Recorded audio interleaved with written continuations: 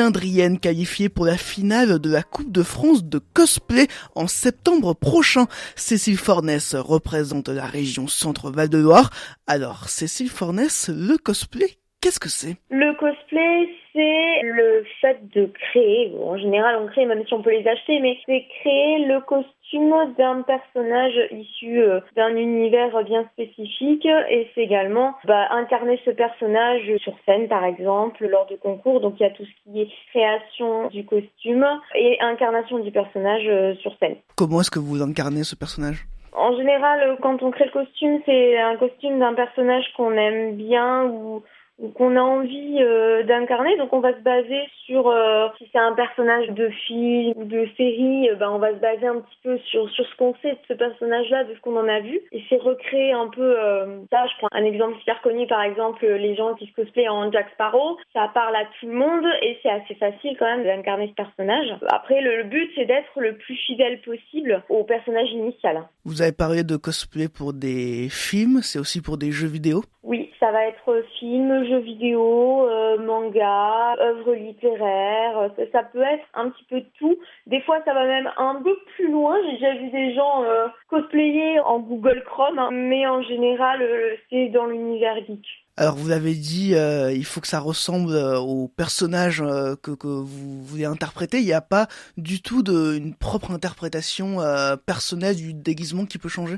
Si. Alors après, vous avez différents types de cosplay. Vous avez le cosplay classique où là, le but, c'est être le plus fidèle possible à la version originale. Après, vous avez le gender bend. Donc, c'est adapté à un personnage masculin à un corps féminin, par exemple. Et le crossplay, c'est changer de sexe. Par exemple, vous êtes une femme et vous vous déguisez en homme et le but, c'est de ressembler à un personnage masculin, de faire illusion. Après, chacun fait plus ou moins ce qu'il veut quand même dans l'univers du cosplay à partir du moment où on se fait plaisir. Quelle différence finalement est-ce que vous faites entre un déguisement classique pour carnaval par exemple et du cosplay ? Pour moi, ça va un peu plus loin parce que carnaval, c'est plus un costume comme ça. C'est pas forcément un personnage particulier ou alors c'est pas aussi poussé que ce qu'on peut fabriquer dans le monde du cosplay parce qu'en général, on met beaucoup plus de temps, beaucoup plus d'argent aussi dans le costume.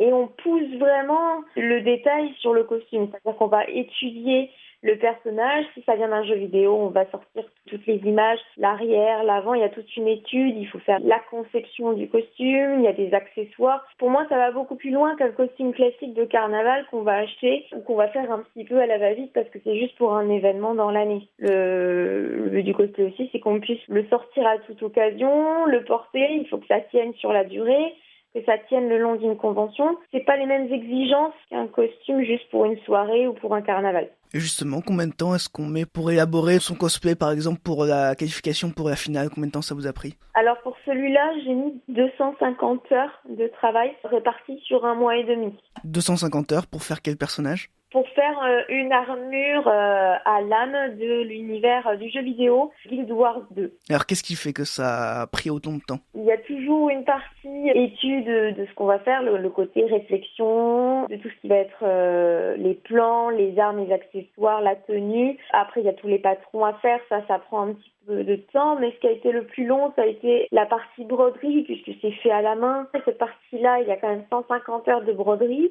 Et après, vous avez tout ce qui est sculpture et découpe des matériaux, la peinture, toute la partie tenue et armes. Il y avait 175 heures hors broderie. Et après, on rajoute la couture derrière. Dès qu'on a des finitions ou quelque chose d'assez fin, ça peut aller très très vite au niveau temps passé dessus, de même que quand on a une cotte de maille à faire. Niveau de difficulté, c'est pas énorme, mais ça prend énormément de temps. Un bon cosplay, on pourrait dire que c'est quoi exactement ? Pour moi, un bon cosplay, c'est un cosplay qui va être bien réalisé, qui sera propre. Moi, j'attache aussi beaucoup d'importance à l'originalité. Il y a quand même une recherche d'idées qui peut être sympa. C'est pas simplement adapter un personnage connu.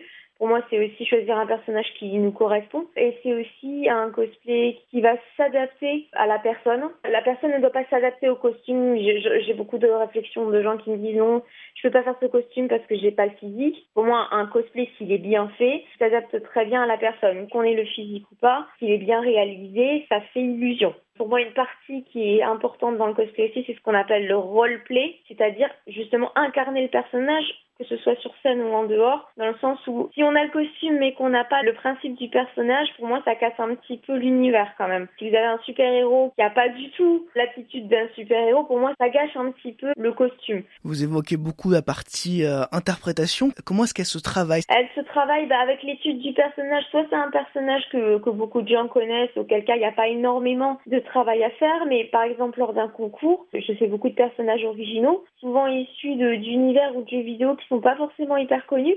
Donc il faut amener les gens dans son univers, leur faire comprendre l'histoire du personnage en partant du principe que les gens n'en connaissent rien du tout. Comme du théâtre en fait, concrètement. Il faut rentrer dans ce monde-là et arriver à amener les gens aussi dans cet univers. Ça passe aussi par l'écriture du texte et par l'acting, parce que ça reste du théâtre. Vous avez évoqué le côté discours lors des concours. Vous devez parler sur la même manière dont parlerait votre personnage? Alors après, ça dépend de la prestation qu'on a décidé de faire. Mais à partir du moment où on incarne le personnage sur scène, il faut qu'il y ait une certaine fidélité. Alors après, on peut l'adapter en fonction de ce qu'on a envie de faire. Des fois, le personnage va être très sérieux, mais on a envie de faire un côté humoristique. Donc là, ça tranche un peu, mais c'est voulu. Ça reste un sketch. Quand on écrit son texte, c'est important pour moi d'être assez fidèle à l'univers. C'est un univers assez sombre, assez dark. C'est important de rester sérieux. En septembre, pour la finale de la Coupe de France, sur quels critères est-ce que vous allez être jugé? Alors, il y a beaucoup de critères. On va avoir donc la fidélité à la tenue de base, la prestation, l'originalité, l'aisance sur scène, la qualité du travail, les matériaux utilisés, les techniques utilisées, parce que je mets un point d'honneur aussi à récupérer beaucoup de matériaux de façon à... Déjà pour une question budget et une question écologique aussi. Les accessoires sur scène, le décor. On est sur un niveau national, donc on a souvent un décor à fournir quand même. Un décor qui doit être fait main également. Vous savez déjà quel personnage vous allez interpréter en septembre? Je sais déjà, il est déjà bien commencé. On peut savoir? Alors c'est pas forcément un univers qui parle à tout le monde, mais c'est un ange déchu issu d'un jeu de cartes Magic qui parlera peut-être à la génération peut-être avant moi. Une grande envergure de costume et un grand décor de scène également.